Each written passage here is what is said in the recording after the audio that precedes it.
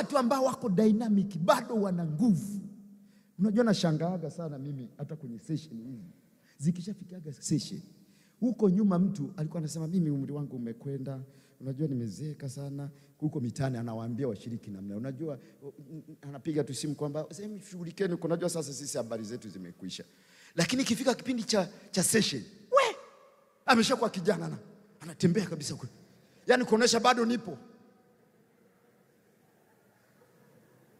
Lakini siku zingine nele sata mgongo, sijui mgongo mnahitaji kisikungo. Mgongo nele sata sijui miguu sijui nini. Lakini kija session ni mzima. Tena amepiga suti kali.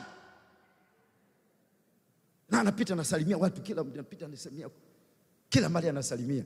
Na anashika kwa nguvu kweli. Kuonesha jamani niko, bado niko. Muulize sasa, hivi wewe unategemea kustaafu lini? Sasa mimi bado sana. Sema mingapi imebaki? Bado sana. Leteni watu ambao watakuwa na nafasi ya kutumika katika jimbo hili. Wawe nafasi wa kwenda hata union, wawe nafasi ya kwenda division, wawe nafasi ya kwenda hata general conference. Kwani ubaya gani kwani jamani? Tuandae vijana, tukuze karama. Na sisi tuseme kwamba kuna watu wametoka hapa, wako general conference, wametokea hapa. Maana tuliwapa nafasi ya kukuza karama zao.